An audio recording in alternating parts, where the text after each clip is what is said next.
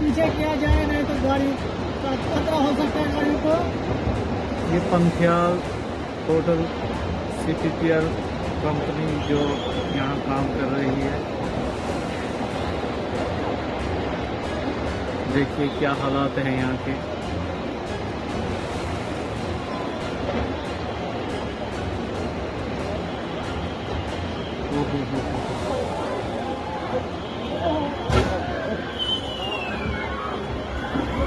ये बुरा हाल हो रहा है, ये देखो गाड़ियों का, ये लोगों का,